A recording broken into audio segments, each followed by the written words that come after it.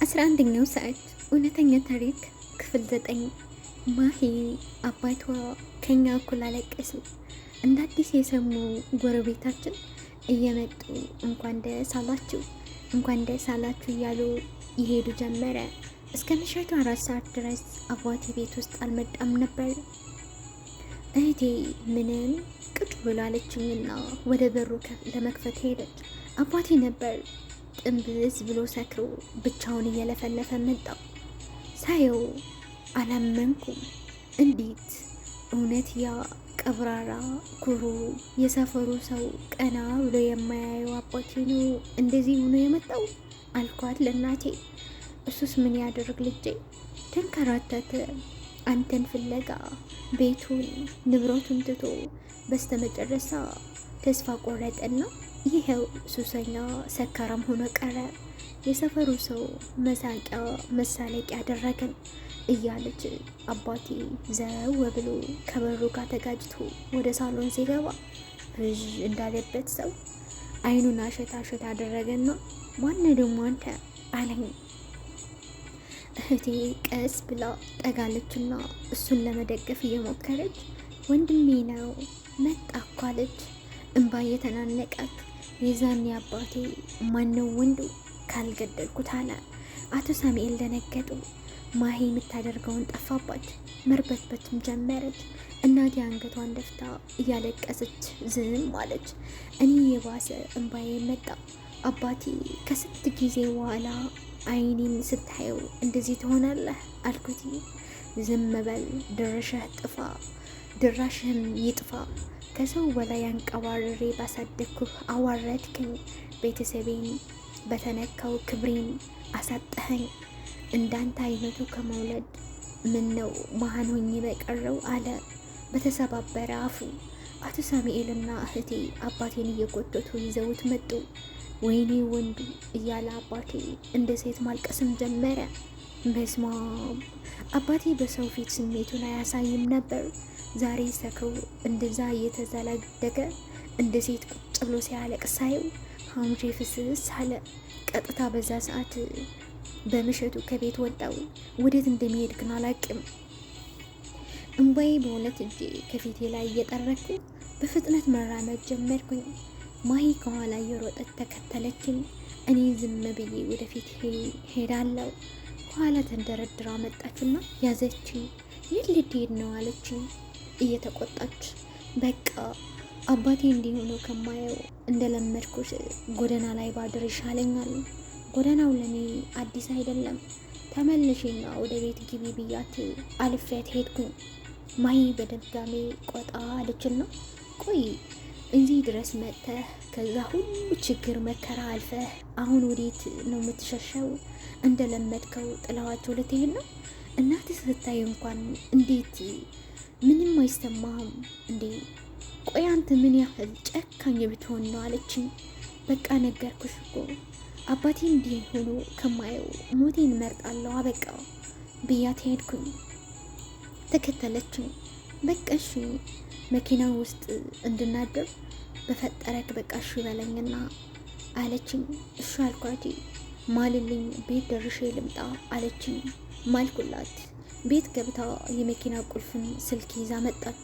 መኪና ውስጥ ገባንና ሁለታችንን ከኋላ ቁጭ አልን። ማልቀስ ጀመርኩ። በቃ በደንብ አልቅስና ይውጣለህ ይቀልሃል አለችኝ። የዛኔ ባሰብኝ። ማሂ አስበሽዋል? ያንን አባቴ የገደልኩት እኮ እኔ ነኝ። የሰፈሩ ሰው ቀና ብሎ ለማየት እንኳን አይደፍረውም። ዛሬ እሱ በየአረቂ ቤቱ በየመጠጥ ቤቱ እየሰከረ ሲለፈልፍ ሰው ሲንቀው፣ እናቴ በእኔ መጥፋት አልቅሳ ስትጨርስ አባቴ እንዲህ ሲሆንባት ውስጧ ምን ያህል እንደቆሰለ አስበሽዋል? ቆይ እኔ አሁን ሰው ነኝ? ምንም ሳላፍር ደግሞ መጥቼ አይናቸው አያለው። ቆይ ወዴት ሄጄ ልተንፍስና ይውጣልኝ? ማሂ አብራኝ ታለቅሳለች። ጨነቃት። ቆይ እኔ የምናደርግልህ? እሺ በቃ በእናትህ ተረጋጋ፣ እኔ እየጨነቀኝ ነው ብላ ስቅስቅ ላለቀሰች። የሷን ማልቀስ አሳዘነችኝ። ተቃቅፈን አነባን። በዛው ማሂ እንቅልፍ ወሰዳት። ሌሊት ስለተነሳች ከብዷት ነበረ። እኔ እንዲሁ እንዳፈጠጥኩ ነጋልኝ። እንቅልፍ ባይኔ ከዞረ ቀናቶች አለፉት። ማሂ ቀሰቀስኳትና ተነሳች። ከመኪና ወርደን ትንፋሳችን ተናፍሰን ወደ ቤተ ክርስቲያን ደርሰን እንምጣ፣ ወደ ቤት እንሄዳለን አለችኝና እሺ አልኳት። ቤተ ክርስቲያን ደርሰን ከመጣን በኋላ ወደ ቤት ተመለስን። አባቴ ተኝቶ ነበር። የማሂ አባት ሶፋ ላይ በጀርባቸው ደገፍ ብሎ ቁጭ ብለዋል። እናቴ ወደ ቤተ ክርስቲያን ሄዳለች አሉን። እህቴ ቁርስ ለማዘጋጀት እየተሯሯጠች ነበር። የማሂ አባት ምነው ልጄ ከስንት ዓመት በኋላ አይናቸው ብታይ አስቻለህ ውጭ አደርክ? አንገቴን እንደደፋው ዝም አልኳቸውና ቁጭ በላሉኝ። ጠጋ አሉልኝና ይኸውልህ ልጄ አባትህ ምንም ቢያደርገህ አትናደድበት። ልክ ነው። ለአባት ልጅ ሲደሰት አሪፍ ደረጃ ላይ ሲደርስ እንደማየት የሚያስደስት ነገር የለም። ይህኔ ሁሉ ግቢ ቤት ትተህ እንዴት ሴትን ተከትለህ ስትኮበልል ይህንን እሺ ብሎ መቀበል ነበረበት እንዴ? አንተ ብትሆን ይህን ነበር የምታደርገው? እኔ አባት ነኝ፣ ስሜቱን አውቀዋለሁ።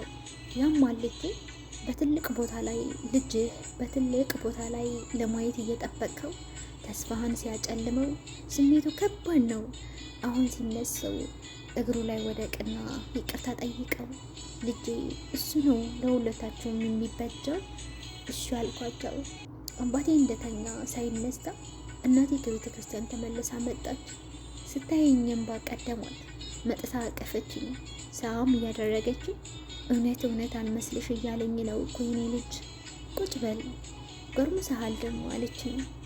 የኔ ልጅ አልመለስ አልከኝ። በድጋሚ አቅፋ ሳም ታደርገኛለች። የእናት አንጀት ሆኖባት እንጂ እኔ አሁን ይቅርታ የሚያስደርግ ስራ ሰርቼ ነው። ለራሴ ገረመኝ። ትንሽ ቆይቶ አባቴ ተነሳ። ወደ ሳለን ሳይመጣ እህቴን ጠራትና የሆነ ነገር አላት። እህቴ ወደ እኔ ጠጋ ብላ ሄድና ግባ አናገረው። እሱ እዚህ እስኪመጣ አትጠብቅ፣ አቶ ሳሙኤል እርሱም ከወንድሜ ጋር አብረው ይግቡ፣ አስታርቋቸው አለችና የውሸት ፈገግታ ፈገግ ለማለት እየሞከረች እሺ ልጄ ተነስ በቃ እንሂድ የሆነ ነገር አሉኝ። ወደ መኝታ ክፍል ገባን። አባቴ አልጋ ላይ ቁጭ ብሎ እያለቀሰ አንገቱን ደፍቶ እያለቀሰ ነበር። እኛን ሲያይ ምንም እንዳልተፈጠረ ለመሆን ሞከረ። ተርተበተበ። እኔ ሩጬ ጉልበቱ ላይ ጥምጥም አልኩበት። አባቴ ስላሳፈርኩ ይቅር በለኝ፣ ከሰው በታችም ስላደረግኩ ይቅር በለኝ፣ አስተምረኸኝ እንዳልተማረ ስለሆንኩብህ ይቅር በለኝ አባቴ፣ ክብርህን እንድታጣ ስላደረግኩ ይቅር በለኝ አልኩት።